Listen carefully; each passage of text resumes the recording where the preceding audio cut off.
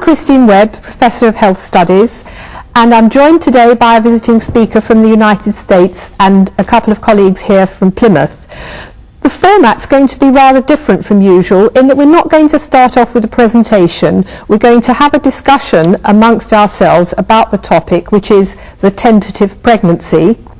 And we hope that you out there in the centres are going to telephone in along the way rather than waiting till the end as usual to pick up on points of discussion or to ask a question or just to throw in your opinion about the issues that we're talking about. Our visiting speaker is Professor Barbara Katz Rothman, and she's visiting Leverhulme Professor at this university for this term. Elizabeth Hattori is Professor of Sociology here at the University of Plymouth, and Faye Dorris is our midwifery lead here. She's recently become Head of Department of Maternal Child Health and Podiatry, branching out, but to us she'll always be a midwife, I think. So I'd like to start the questioning off by asking Barbara, what is the tentative pregnancy? Some years back, many years back now, I was doing some research on women's experiences with prenatal testing, particularly amniocentesis. And it seemed that there was this new thing happening for women who were undergoing prenatal testing in that they thought they were going to have a baby, but they weren't really sure, even though they knew they were pregnant. So the notion of being pregnant, but not necessarily on the path to a baby, maybe on the path to an abortion for a disorder that would be diagnosed in the fetus during the pregnancy. So they were pregnant, avoiding alcohol and tobacco and doing all those pregnant things, but afraid to commit, not to think about names, not to think about a baby, because maybe there wouldn't be one. And just, I guess, one of those phrases that comes to you when women kept saying, it's also tentative. And I thought, it's a tentative pregnancy. And is that very different from how it was before these kind of technologies came Actually, in? when I did my interviews and spoke to women who chose to use the testing and chose not to, I did find that there were some women who were having tentative pregnancies without the testing. There were women who had had previous miscarriages. Women who had gone through part of a pregnancy and seen it doesn't necessarily get you a baby. Right. Those women have had that experience. What's new, what's just so strange and so sad in some ways, is to normalize that experience and make every woman in the position of, I want to be pregnant, I am pregnant, I don't know if I'm having a baby or not. So even if women had had 2 or 3 pregnancies before, they still then went into this kind of different mode of thinking about it. If this time they were going through an amnio, in the early days that was the testing I was particularly looking at, if they were going through an amnio and they knew they'd have maybe half the pregnancy or a little more finished before the results came in, it's very different. It's just very different. So what are sort of the concerns that women have when they're in this tentative phase?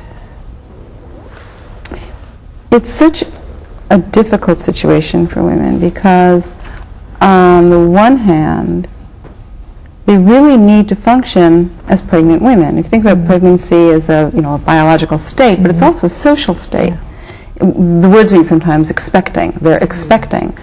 Well, we all expect that anything could happen and there's always the possibility of bad news, but most of us don't incorporate, when we say a woman is expecting, we don't say, oh, I hope she has a baby. Or if she's expecting, then, bad things could happen, and there's always been babies that die, but when a baby's born, we don't say, oh, good, I hope it survives the first few months. We say congratulations. And we know, yes, anything could happen. But these women have been signing forms and reading books and being told, you have a chance, you are high risk, you may have this or that horrible condition in your fetus, you may choose, and I'm using the word horrible in that medical tone, that they've been told something could happen and that it could be dreadful, and that you may choose to end this pregnancy or may feel you need to end this pregnancy. So it's not like a back of your mind fear, it is absolutely the foreground of the pregnancy. I think one of the things that made me want to study amnio and other kinds of prenatal testing in the first place I had done early work on birth and home birth and the healthy end of it. And I was at birth conferences, and people would say things like, "Oh, did you hear? Ellen's pregnant." And I'd say, "How nice." And they'd say, "Well, don't say anything yet. She hasn't had her aunt yet." That's what I was wondering. Does it mean that now women tend to hold back from sharing it with other people until they have more? It's real hard. Some women do. They feel like the decision to do this testing and the decision to possibly terminate a pregnancy is so fraught that they don't necessarily want everybody in their family, everybody in the neighborhood. They don't want their 4-year-old. I mean, they don't want the world involved in this decision. So some women try not to tell anyone. One of the problems that I saw was that the experience of a late-term abortion is very isolating. Under any circumstances, a late-term miscarriage, a spontaneous abortion, or a late-term planned abortion over a prenatal diagnosis is very isolating. It comes at a very strange point in the pregnancy. The woman's been pregnant for a real long time. I mean, it's been months. And she's even feeling fetal movement. Her body is changed. She is living this pregnancy, but she's not really that visible to anybody else. So there's a tendency for other people to kind of poo-poo it. The more women have kept the pregnancy secret, the more isolated they were. That became really hard for women. It became very hard in marriages too, because sometimes the only person who would really know what was going on would be the husband. And that was hard. Yeah, Faye? Can I add a comment to what you say? Oh, please. Listening to you, I find the title of the work you've done and listening to your explanation as to how you got there a very interesting one, because it's something that I do see in practice. And some of it, for me, raises concerns, and perhaps concerns at the way society view pregnancies and the way women accept some practices that are going on today. And certainly I would say what you've described about a woman becoming pregnant, my experience, and I'm going to base this around friends, and also that of being a midwife, is very few people know. And we've got all sorts of paradoxes. We have a paradox where a woman is told you must seek health care early when you become pregnant, so they'll find a midwife. But as they talk to a midwife, they would share nobody knows as yet. And they're waiting for that point, as you've said, until one of the investigations have been done. And they certainly keep it quiet until they've probably had an ultrasound scan. And I think that seems to be the normal experience now. I'm going to wait for my scan so they can see everything, visualize the heartbeat, whatever. I think some of them may even delay telling people if they fall into the categories that may be perceived as being at risk, the older woman. So although the scan may seem okay, I've got to wait until I've had the additional tests that may be. One of the Dutch midwives I interviewed once said, it seems now like you need permission to be pregnant. They keep applying for permission now. Can I have a baby? Now can I have a baby? But they're already physically pregnant. So I mean, it's the combination of seeking care from a midwife and just entering into the head. I mean, that comes, 9 months from now there may be a baby in my arms. Therefore, no, I can't take this job change, or I better be looking for a bigger apartment, or whatever you sort of need to be doing, but at the same time, maybe not. And so isolating yourself, it's very hard. Can I just say, there is a call on the line from Plymouth, and it's Medrea, who's one of our senior midwifery academic staff. Could you come in now, Medrea? Thank you, Chris. Hello, Barbara. We were very interested in your debate about the transition that parents go through while waiting for tests and expecting a baby. And we thought that historically, certainly in England, we could relate that tentative approach in that women would not tell people they were pregnant until they'd reached 3 months. They wouldn't have the pram in the house until the baby came home, and other sort of situations like that, which suggests that a tentative approach was always present. I think it's the extension of it that I saw with amnio. I don't think anybody, I certainly am not making the argument that from the moment a woman thought she was possibly pregnant, she felt confident and sure there was a baby and all. But I think there is a difference. I was looking at amnio, which wasn't done until like week 18 and sometimes 19 and 20 and 21. And while on the one hand they developed all this early amnio testing to bring it earlier, on the other hand, more people are getting onto that path via the ultrasound route. So it still ends up, for many women, by the time the amnio is finished, they're not in month 3, they're halfway through the pregnancy, which is really a significant kind of delay. And also, I guess, 2 words that you used I need to sort of flag. One is the language of debate. Now, I don't think there's 2 sides to every story. I think there's thousands of sides to this, and what we're trying to do is not debate it. Should we, shouldn't we? Is it good? Is it bad? Is it helpful? Not. We're going to say, what does this mean? Here's this new life experience in which one chooses whether or not to end a pregnancy, not based on whether or not you want to have a baby, but whether or not you think you should have this one. So that's something new. So we're talking about what are the consequences of that. We're not debating, we're thinking.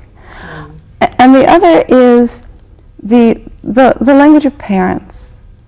No one that I ever met is more committed to co-parenting than my husband and I are. And I'm sitting here, my husband is wrapping up my last living place and bringing the last kid with him, and we've shared the parenting.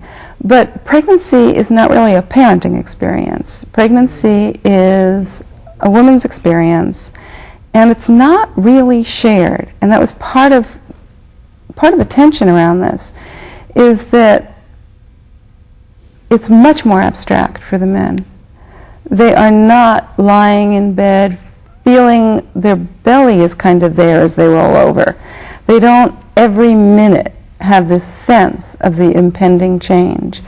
Part of what happens with prenatal testing is that oftentimes the results come in when a woman can start to feel movement, but those around her do not yet feel it or see it. I mean, it is really, really interesting that this isn't really about parenting and a shared experience. Women and men are very differently located in this. I find that quite interesting, and I think it's one of the comments that if we had a group of men listening, and I know I have got male colleagues out there who would probably pick it up, and I have a male colleague who's recently had a baby. A man may try to argue that they're alongside the woman, and they read all the books, they attend all the classes and everything else, and they try to locate themselves alongside women. And I know myself, being a woman and being a midwife, it's trying to find some sort of empathy and understanding of some of what's going on. But it's a peculiar relationship as we try to understand some of what you've just described. Yet it's one that I think we all need to recognize if we're to provide appropriate care, and recognize when we need to stand back, move forward, touch or not touch, make a comment or whatever. And I think it's an area so ripe for more work to be done in. And my regret are the gaps that I see when I look at the evidence available in that area. I think there's still a lot of scope for work to be done. Can I just check back? I don't know if you're still there, Medrea, and if you want to come in again, or anyone else from Plymouth while you're on the line. No, she's gone. Okay. Could I pick up on something that I think linked with what you were saying just before, Barbara? There have been technologies of varying degrees of sophistication through the years. What difference, if any, is it making with the more recent developments in genetic testing and so on? Do you think that's changing the picture qualitatively? I think it might, yeah, and I think Betsy may be better placed to answer some of that. I think that some of her work might be better on that. But right before I turn it over to Elizabeth, it seems to me that the fundamental shift is the shift from testing the pregnancy to testing the fetus. So all of the work that we did prenatally up until very recently, and I'm not saying recently last year, but recently in the last 20 years, 25 years, was testing the pregnancy. Is this pregnancy solid? Is the woman pregnant? The current testing is, oh, you may be perfectly pregnant and your pregnancy could be healthy, but if the baby has an extra this chromosome or this condition which might cause it to become sick when it's a year or 2 years or 30 years or 40 years or whatever, that needs to be tested. So when you look at a family that has a genetic disease in the family and there's a 1 in 4 chance that a healthy appearing baby will be born who sometime in the next decade will become terribly, terribly sick and die. You're not testing the pregnancy. You're testing the fetus. So the decision that's being made is about the fetus. The genetic technologies are telling us more and more about the potential person the fetus might become, but they're not like our old testing, which was on the woman and the kind of pregnancy she was having. And let me turn it over to you now. Yeah, that's absolutely right. I mean, I was just earlier this week at a meeting of a group of European experts looking at rare diseases. Evidently, the World Health Organization has 500 or more rare diseases at birth. And we were talking about the idea of, whether or not to encourage these women with these diseases in their families to get pregnant. It was a very mixed group. Pediatricians and geneticists, and I think that they have quite a lot of power these days, but they're very, very concerned about the technology and also the ethical issues. And I guess when I did some work looking at experts and what their views were, and I think that they share some of the ethical concerns, but they're so sometimes caught up with the technology that it's really hard for them to look at the process, the actual birth process. So the concern for rare diseases, I think, is really being ratcheted up. It's being something that's being very much supported by the European Union in terms of research. And I think that they really want very much, let's rid pregnant women of any kinds of fetuses with these rare disorders. And I think that that's a very big push now, and a lot of money is being kind of put to that problem. So I think that Barbara's absolutely right, that it's very much looking at the fetus. But increasingly, within genetics itself, the concern isn't the rare diseases, which are kind of the wedge in. But most of the things that cause most of the misery in the world that are in any way disease or disorder based, let alone war and famine, but any of the things that are processes in our body that make us sick, very, very, very, very tiny percentage of those are the single gene disorders. Most of what we're looking at are much more complex processes.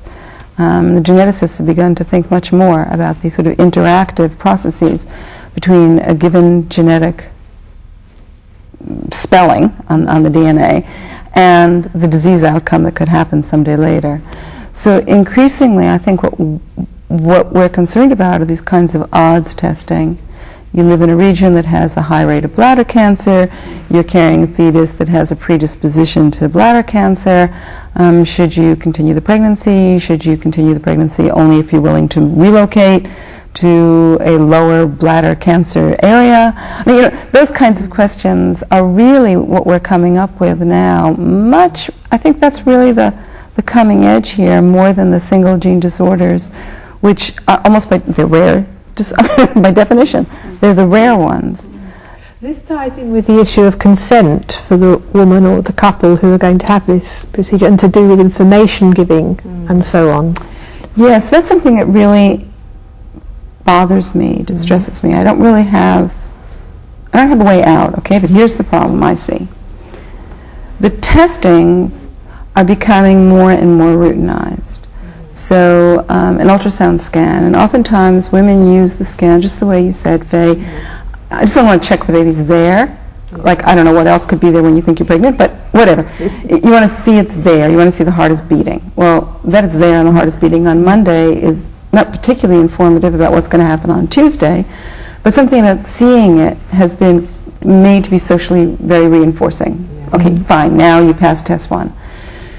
So you have this push towards do the scan as if it were just smile and see the baby's okay and we'll all wave. Part of what's happening is not just, hi baby, on a television screen, but step one on a process that could lead you to a decision about whether or not to terminate the pregnancy. Now, it would be in some ways actually cruel to sit down with every pregnant woman and say, do you realize we could see that this baby has no head development?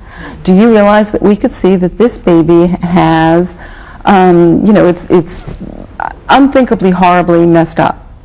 And we're going to see not a baby, but a fetus in the process of dying on the screen. Lucky us. You don't say that to someone. You say, we're going to check your baby's okay. So the process that would be informed consent, do you want information that might lead you to choose to terminate the pregnancy? Do you want to get on this escalator?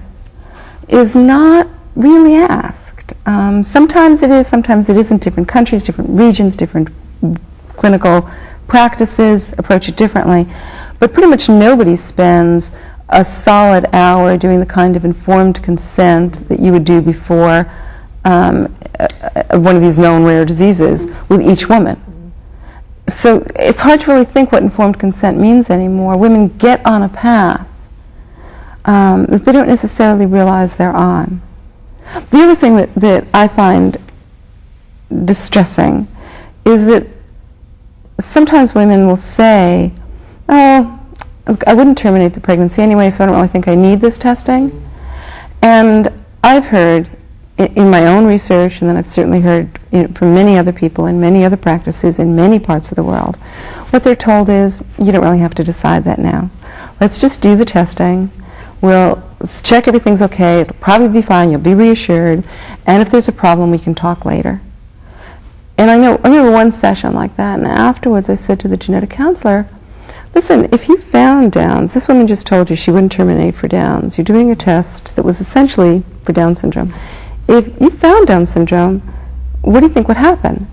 And the counselor said, oh, she'd terminate the pregnancy. And I said, well, she just said she wouldn't. And she said, oh, a lot of them say that, but they do. It's once they learn, they do. And I thought, well, she is giving her a choice. If, when she gets the results, she's not going to say you have to. And what I was thinking it reminded me of was when, in the era, and perhaps that era is still here, when people pushed drugs a lot during labor, or epidurals or whatever. If you said to someone ahead of time, do you want Demerol for this labor? And the woman said, no, thank you, I do not want to have Demerol for my labor.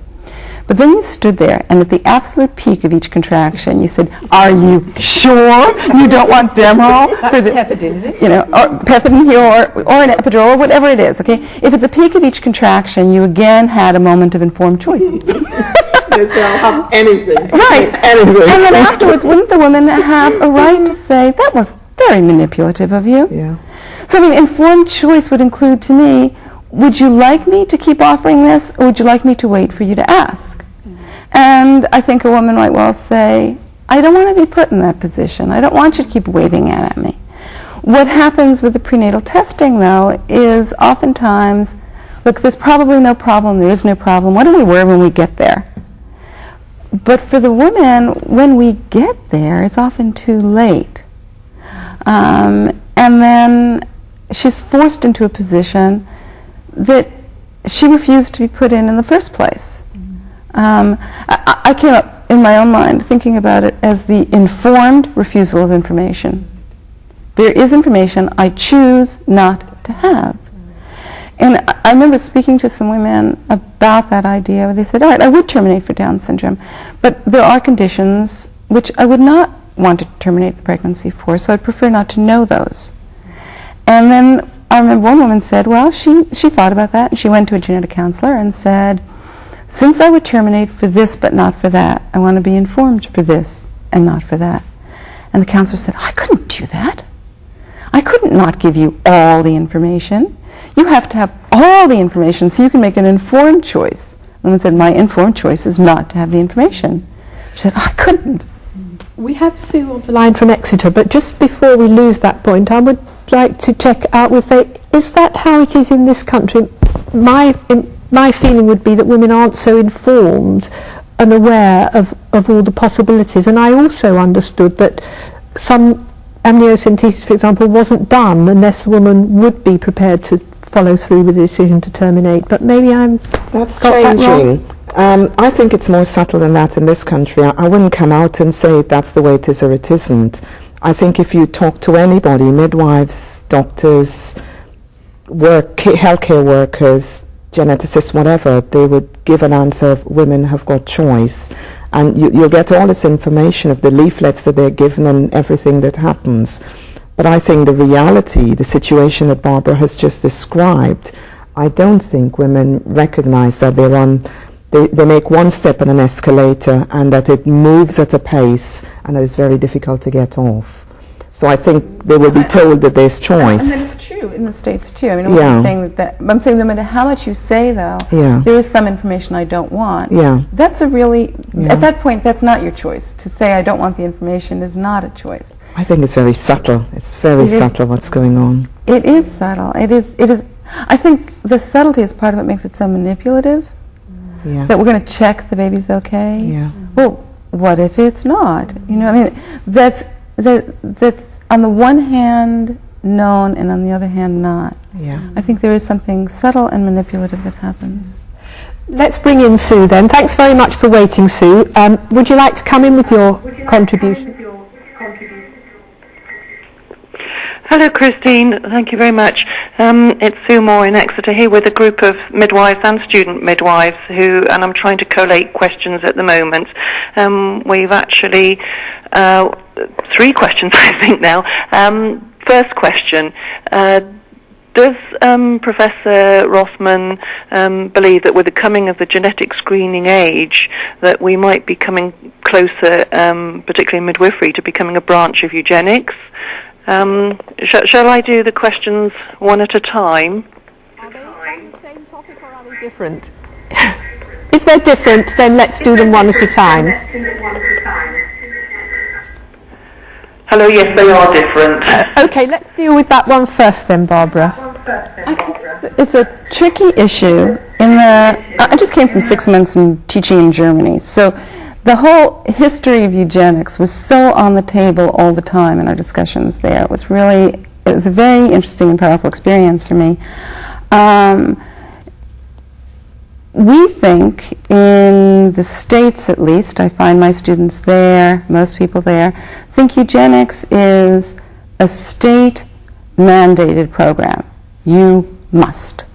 And police are banging at your door, somebody's dragging somebody off in handcuffs, and that did happen in Germany, and that was a lived experience. And a student in my class whose grandfather did those sterilizations, and they're very aware of the eugenics history.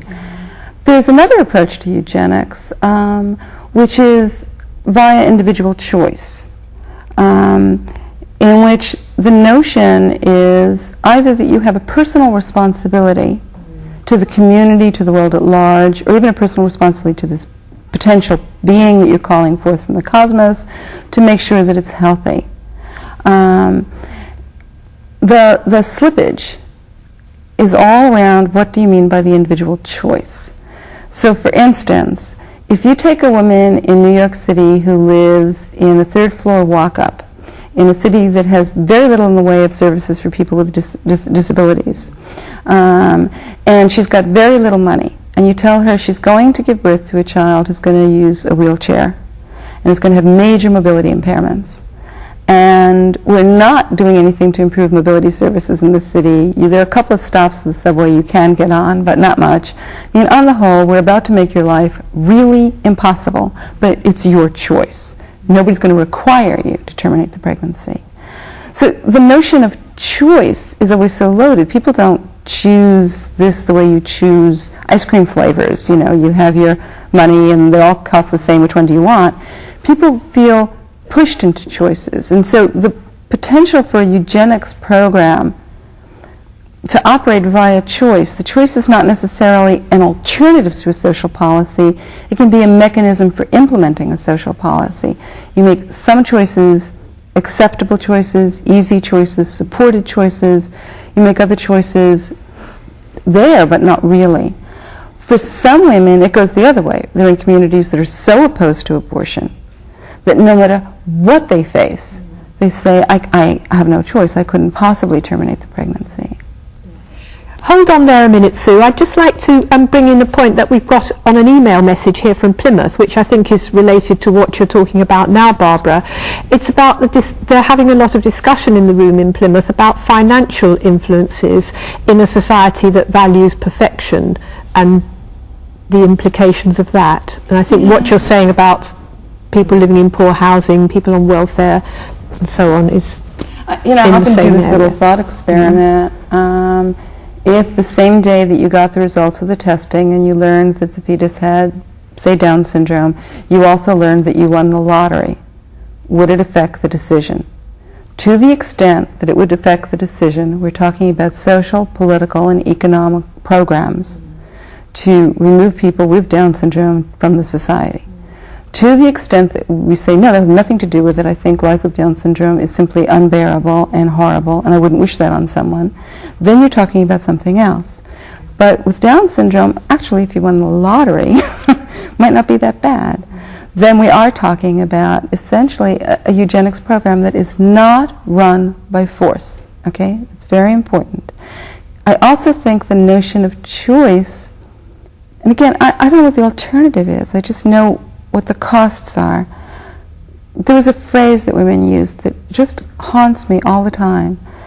Whatever they decided, to do the test, to not do the test, to terminate, to not terminate, they often said, it was my only choice. I thought, what an expression. It's all in there, okay? I'm doing what I have to do. I couldn't do anything else. In the world I live in, the society, the family, the community, whatever, the religion, I'm doing what I have to do. But everybody is telling me it's my choice. Nobody's making me do this. A choice that is no choice, my only choice. Choice is no choice. So that is a kind of a eugenics program, I'm afraid, sometimes. Yeah. That was question one. Right. Okay, Sue, and colleagues in Exeter. Question two. Well, unless you want to go back to question one, if you want to argue with me or work on it. Yes, the next question is thinking about the tentative pregnancy, and really this is perhaps more about whether all women experience a tentative pregnancy, but has Professor Rothman identified any link between that and the postnatal, for example, the bond between mother and infant, parent and infant, so the postnatal period? We've had surprisingly little research on long-term consequences of any of this. I think I don't want to I don't mean to be ignoring your question. No, I haven't. I don't know who has. I think ways we're thinking about the question, though, need a little bit of examination. Like we talk about that language of bonding that said that women bond with the baby.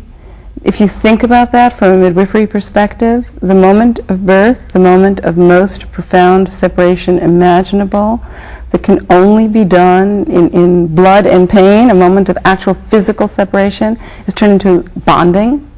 Women are quite bonded, very well, thank you, as they carry these babies. The experience of pregnancy is not about two things from apart coming together and forming a bond. It's about a woman separating out into two beings and looking at that baby and seeing it's not actually her, is it? It is the beginning of someone else, a process that for most of us takes 20-some odd years and quite a lot of bedroom door slamming and whatnot, that the child is not you.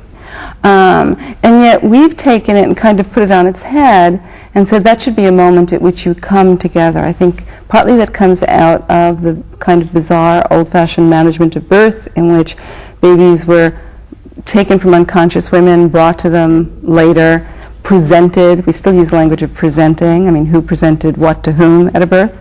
But whoever presents the baby to the mother, she's supposed to bond with it. Looking at a screen, which is an amazing moment of separation. That's another person inside my body, and I look away from myself to see it. We say that's a moment of bonding. So the testing that we developed is based on a presumption that nothing's happened yet, that you have not yet entered motherhood in any way. at the same time that women are experiencing, I suppose, the most profound motherhood decision one could ever make, which is whether or not to let this baby come to term or not. So that requires the maternal stance. You have to say, I'm sorry, baby, life would be so hard for you. I'm not gonna make it happen. This touches on a question. We have here an email message from our colleagues in Taunton. Do you have any thoughts on whether a fetus should have moral, ethical rights to be tested or to be left alone, or should it be left up to the mother to decide? So there's this separation unity again obviously there. The notion of giving a fetus moral and ethical rights is a very troublesome issue in the States, where fetal rights have been used to incarcerate pregnant women who are not behaving the way somebody wanted them to, and so on. And I personally think that the best way that we could, what's the word I want, make healthy babies in the world is to support women, not to try and control them in the name of the fetus, but to try and help women make these decisions. I really don't know any way that you could have a fetus make a decision for itself about whether or not it chooses to be tested. And so that would then mean appointing someone else to make that decision. And I can't imagine anybody on the entire earth better equipped to make the decision than the woman pregnant. Let's give Exeter a chance to come in with their last point then. Are you still there, Exeter? We are still here, Christine, yes. Thank you very much. It's all getting very interesting, and lots of extra thoughts and questions coming to mind. However, we'll just ask our final question, then leave it up to all the other areas. Is Professor Rothman aware of the Antenatal Screening Committee recommendations and proposals in this country? And just to ask her thoughts about these, that is scanning at 12 weeks and double testing and anomaly scans at 20 weeks, etc. Do we need to ask Faye to clarify that? I think we should ask for clarification, yeah. There's a committee who makes recommendations in relation to prenatal screening, and they've just put out a document that says, I think it's from the 1st of April, what the expectations are in relation to prenatal screening. And it's quite a tight regime. The health warning that it comes with, that it's a should rather than a women must or would have. And it starts that women should all be offered screening, starting with the 12-week ultrasound scan, where they're looking nuchal translucency, looking for Down syndrome markers and anything else that may be picked up. And whereas I think some of us had thought amniocentesis and some of the other tests will be replaced by some of these newer tests, there's a follow-up to that around, I think it's 16 to about 20 weeks, they must be offered amniocentesis and the blood tests for that. And then there's a cycle, it goes on. And there's a series, I think there's 3, and I can see the list, I can't recall it off the top of my head, but it's quite a regime of prenatal screening. This is the pattern we're seeing, and again, Elizabeth Vittori can probably speak better to this, but this is the pattern that we're seeing around the world. Yeah. More and more screening.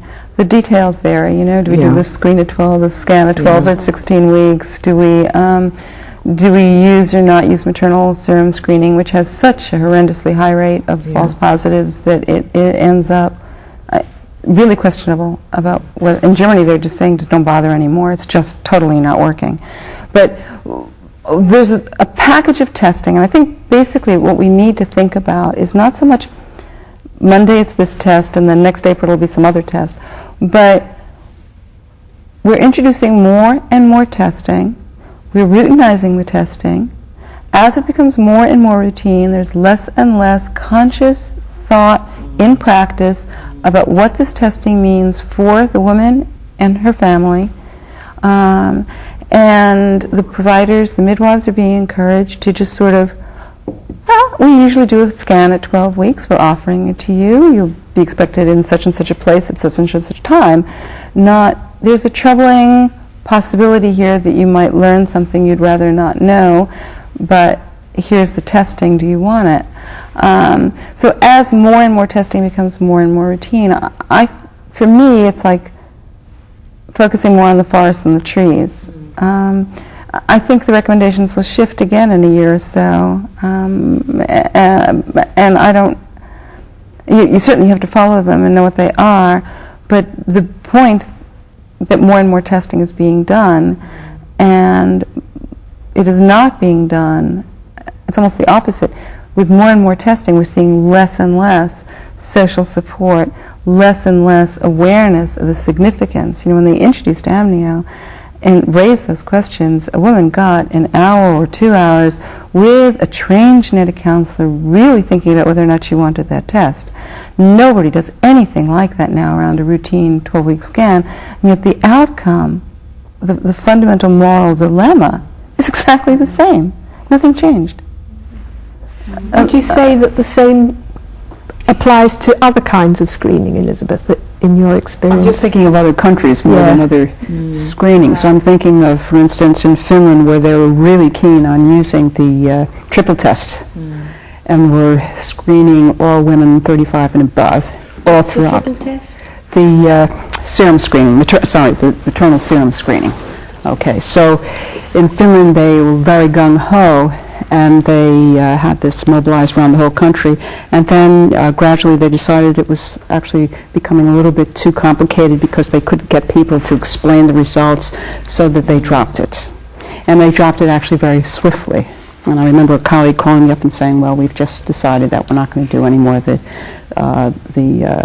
triple test, the maternal serum screening. But I'm thinking more of my experience in Greece, where when I went there and I was interviewing the experts and was thinking that they must be using age as a screen, okay, and finding out that actually they weren't. That in fact they were using the maternal serum screening with everybody. And then I met, that was the time when I'll never forget this interview with an obstetrician who said to me that basically, and this goes back to the issues on eugenics, and he said that my standard practice is this. If a woman comes to me and she has a kind of a tricky serum test, blood test, I'll definitely put her onto an amnio, and basically I'll say to her that actually she must take the amnio and she must agree to have an abortion. And if she doesn't, I won't give her the amnio. And he was this was his practice. And I checked this out with my other colleagues. And so then I queried this, and I asked other colleagues, and I asked, if this was standard, and they said that they had heard about it, they didn't know it was standard, and since then I've published a little bit about that in terms of my experience of that one interview, because it was a very difficult interview, because I thought, oh my gosh, this is totally unethical. You can't do that. But he was doing it. A leading obstetrician in this country. And I think that this whole idea of it being very subtle, of it kind of working into the system and how it affects women, I think it's very powerful.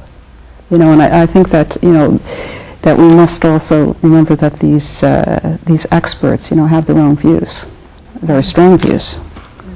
We've got an interesting question here from Plymouth. Do you have any comments about those situations in which the woman wants to end the pregnancy but the father wants it to continue? Actually, what I saw, I don't know what other people have seen in their practice, but I saw in my interviews with women themselves, with genetic counselors, it's more the other way, where the women want to continue the pregnancy, but the deal they made was that they wouldn't if there was anything wrong or seriously wrong. And partly that's because the woman's moved along by the experience of the pregnancy, and she's not actually at 18 weeks the same woman she was when she had this all planned out a while ago. But he is the same man he was. I mean, they said, no, we could never raise a child with whatever, higgledy-piggledy disease, but she's kind of committed to the pregnancy now and having a hard time facing the thought of ending it. And we do have a long history of research that says that when there are severe disabilities in a child, sometimes families break up. And that's an interesting euphemism that I thought about a lot. The 3-year-old does not pack her bags and leave. In fact, mommy doesn't pack her bags and leave. What sometimes happens is that men abandon women who've had children with severe disabilities. Not all men, and some of my best friends, and blah, blah, blah, but it's a life experience that women have. And oftentimes what the women were saying was, I couldn't do this alone. I mean, it's one thing to raise a child with disabilities in this family. It's another thing to do it as a single mother. And they couldn't. So they make the decision. It's very rarely do you see a couple coming to an out-and-out yes, no kind of disagreement. More often women do what they think they have to do, and that have to includes what he very much wants. The other way around, where the woman wants to end the pregnancy and the man wants to continue it, you very rarely see around the prenatal diagnosis issues. You sometimes see that where men want a child and women don't want to become mothers. She gets pregnant and there's an argument at all about motherhood or motherhood again or children. Around prenatal diagnosis, you don't see that terribly often. Mostly the question about continuing the pregnancy has been resolved between them, and if the baby's healthy, they're definitely going ahead. And then he's more likely to pull back than she is. My own feeling is, of course, the woman is, well, I shouldn't say of course, my own feeling is the woman is pregnant to the extent that there is any choice to be made here. It is her choice. Yeah. We've got several questions here from Taunton. Also Trelisk is on the line, so I think I'll take one from Taunton and then we'll have Trelisk. That's in Cornwall. So I'm learning my geography here. Even further down to the left-hand side. I need a map to figure out where you all are. This question from Taunton seems to be about the woman, the escalator of testing, forcing the woman to view pregnancy as an abnormal event that's constantly being reassessed. So even when early tests say this is okay, you can continue, it still remains tentative. There could still be bad news to come, and that feeling of uncertainty is stretched out then. It really is. It's stretched out and stretched out.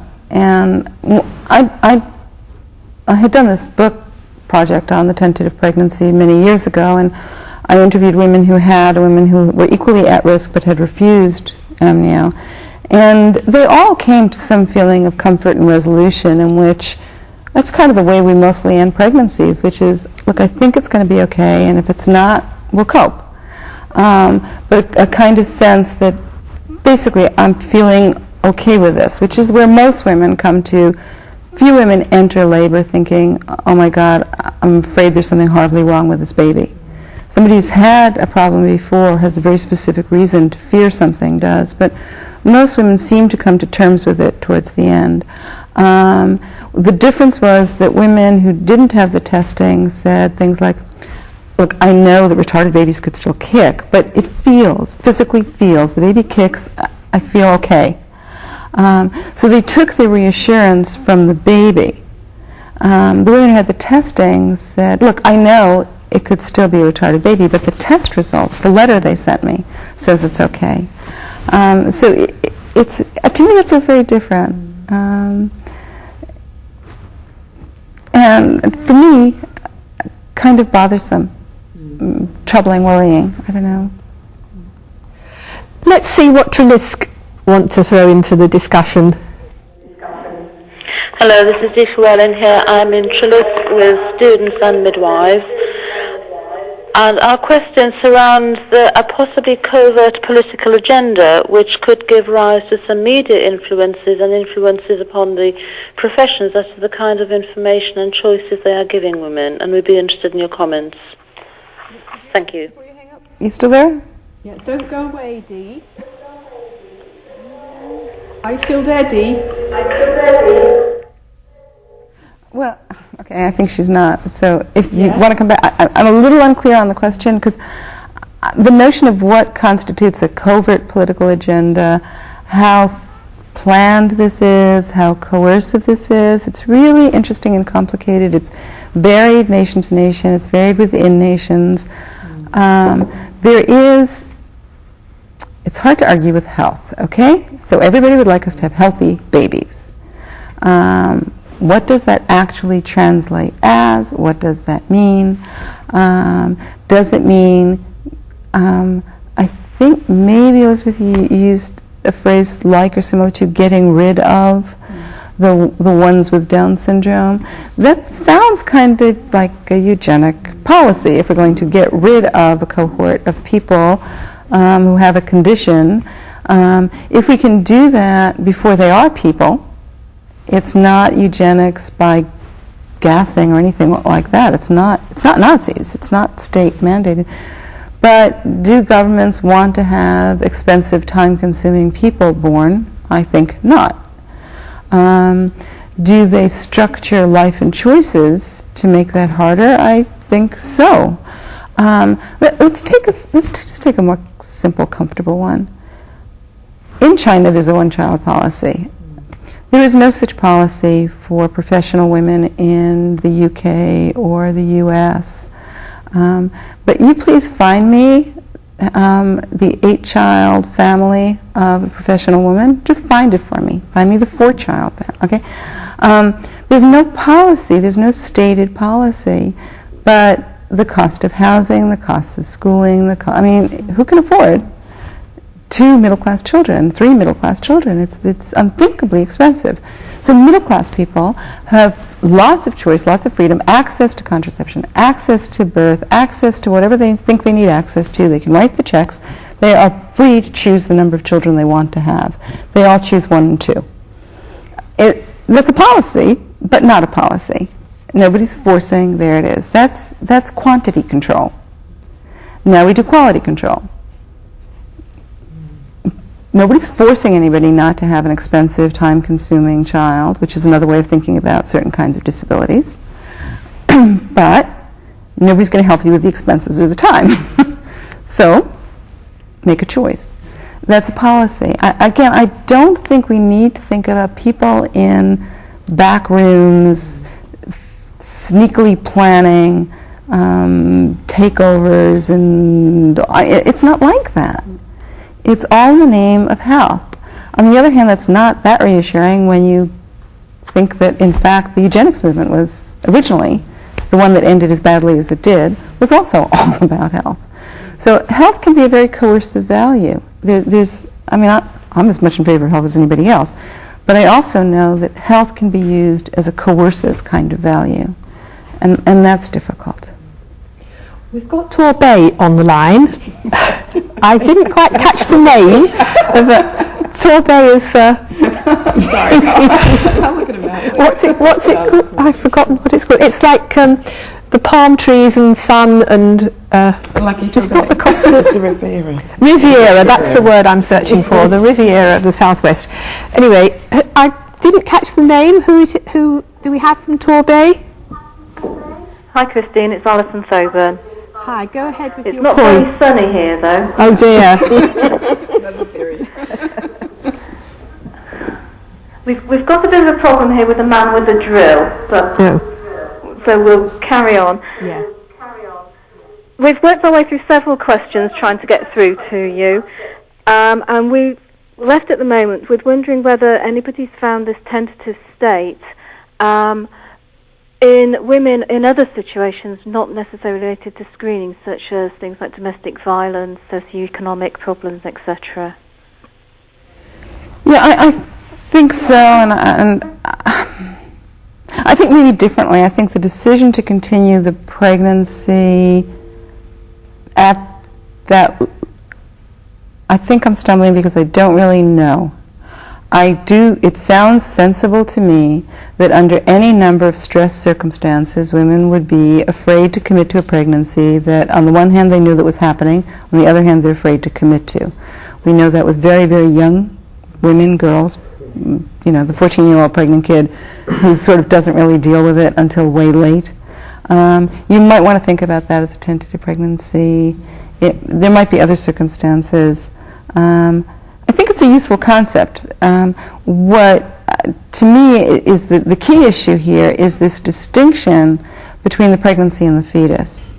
That the tentativeness is about this fetus. When I'm thinking about what I've been talking about as a tentative pregnancy, is a woman who says, yes, I'm on the path to becoming a mother if this baby's okay. If not, then we terminate and maybe start all over again. So it's an interesting distinction that I want to make between, and I'll use whatever language you want, but this condition of being pregnant but not necessarily committed to this particular fetus until it's passed its testing. I know we're coming towards the end of time, and I think there's... 5 minutes. Okay, because there's one thing that I want to say about where midwifery stands in this, specifically. And some of the troubling issues. And I know that one of the things that I've been thinking about over the years, these are impossible questions. And I said to begin with, we're not debating, we're not for and against the testing. We're just saying, what happens? This is new, this is hard. What are the consequences? How do we help people cope? Okay, how do we deal with it? And I don't think refusing the testing is such a simple answer either. A woman who says, oh no, I won't do the testing, and then has a baby with some horrible, painful condition, and she says, well, that's not an act of God, that's an act of will. I decided not to have the testing. That's not easy either. So I'm not saying I know what any woman should do. I'm saying these are the hardest questions that anybody could have, that when ethicists debate questions like this, they can get their PhD dissertation out of them. When a pregnant woman debates a question like this, she's patted on the head and said, aren't you lucky to have these tests, dear? So I think these are terribly difficult. In many languages, the word for midwife translates into English as wise woman. And I, honest to God, don't know, maybe I'm not old enough and wise enough yet. I don't know what the answers are. I don't know what the wise thing to do with any of this testing is.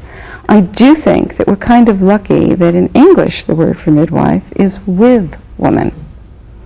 I do know how to be with a woman in this, to say, I know you're in an impossibly difficult situation, and I'm here for you.